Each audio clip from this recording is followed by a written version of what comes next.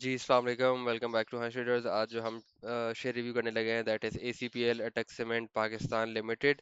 और सबसे पहले इसकी टेक्निकल से बात कर ली जाए तो ये इस वक्त एक रेंज में कंसोलिडेट हो रहा है which is around 205 rupees to 230 rupees, 230 से 205 रुपये के बीच में कंसोलिडेट हुए जा रहा है।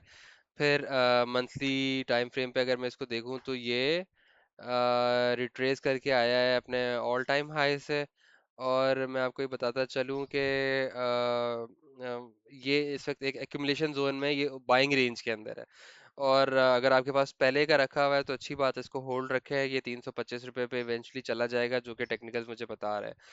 और अगर आपके पास नहीं है तो भी खरीदा जा सकता है 200, 220, 225, 215 की रेंज के अंदर एवरेज स्ट्रेटेजी स्ट्रेटेजी के साथ आप इसको खरीदें। और इसके टारगेट्स वही 325 हैं।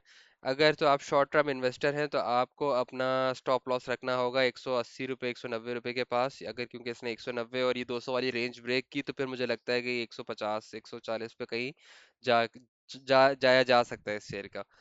अब टेक्निकल्स मैंने आपको बता दी है, ठीक है। और अगर आप शॉर्ट टर्म इन्वेस्टर हैं तो आपके लिए जो पहली टारगेट होगा वो ये 230 है। नहीं यार, फिर इसको 200 पे ही खरीदें अगर आप शॉर्ट टर्म इन्वेस्टर है, अभी ना खरीदें।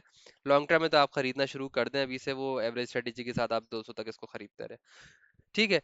और फिर अब मैं आ जाता हूँ इसके फंडामेंटल्स पे। फंडामेंटल्स पे अगर मैं बात करूँ तो इनकी अर्निंग पर शेयर जो है वो क्या कहते हैं, अच्छा 18 रुपये है, विच बेसिकली मीन्स कि ये हर शेयर पे अपने 18 रुपये कमा रहे हैं।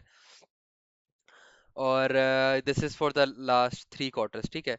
फिर इसके अलावा आपका जो PE रेशो है वो थोड़ा सा क्या कहते हैं, थोड़ा सा ओवर वैल्यूड है। लक का मेरे ख्याल से 9 था, इनका 11 है, लेकिन चलें कोई बात नहीं। डिविडेंड जो है इनका, डिविडेंड यील्ड अच्छी है, 3.5 4% का देते हैं। 8 रुपये का डिविडेंड दिया था 2025 में। ROE भी इनका अच्छा है, प्राइस टू बुक रेशो भी इनका स्मॉल, ठीक है, ठीक है, सेफ वैल्यू, ठीक है। फिर इसकी टेक्निकल्स पे मैं आपको बता चुका हूँ। और फैल्कन के ब्रांड नेम के साथ ही चलता है, ठीक है। और एक मैसिव ग्रुप का सब्सिडरी है ये, अटक ग्रुप का। इनका अटक पेट्रोलियम इनका है, अटक रिफाइनरी इनका है, पाकिस्तान ऑयल फील्ड्स इनका है। फिर साउथ में इनकी काफ़ी डोमिनेंस है क्योंकि हब बलूचिस्तान में इनकी फैक्ट्री है। तो वहाँ से क्या कहते हैं, एक्सपोर्ट करना भी आसान है, इसलिए इनके क्योंकि सी पोर्ट वहीं पर ही है। तो एक्सपोर्ट भी इनका अच्छा खासा होता है मिडल ईस्ट में, अफ्रीका में, प्लस साउथ में भी इनकी काफ़ी बिक्री है।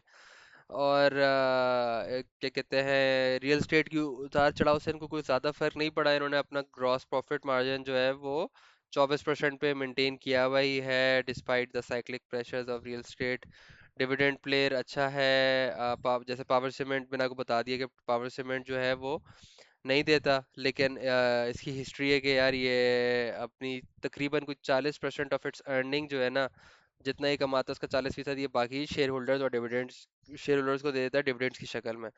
फिर कैपेसिटी इन्होंने एक्सपेंड की है, इनका लाइन 3 एक्सपेंशन हुई है जिसने इनको क्या कहते हैं, ग्लोबल एक्सपोर्ट्स की, बेसिकली जो ग्लोबल एक्सपोर्ट है वो इसी वजह से मीट कर पा रहा है। फिर जो जैसे लकी सीमेंट जो है वेस्ट हीट रिकवरी WHR के तहत अपनी बिजली खुद बना लेता है, अपनी आप को इलेक्ट्रिसिटी कॉस्ट से बचा लेता है। इसी तरह से ये भी सेल्फ सफिशिएंट है। अटक प्राइवेट, अटक अटक सीमेंट, ACPL सॉरी, अटक सीमेंट भी जो है सेल्फ सफिशिएंट है। फिर इंस्टीट्यूशनल ओनरशिप बहुत है इसके अंदर, जो कि एक अच्छी चीज़ है रिटेल इन्वेस्टर के लिए, क्योंकि इसका एक बड़ा चंक जो है ना वो पेरेंट कंपनी ने खुद होल्ड किया हुआ है। और जो ये आपके म्यूचुअल फंड्स हैं, बैंक्स हैं, उन्होंने रखा हुआ है।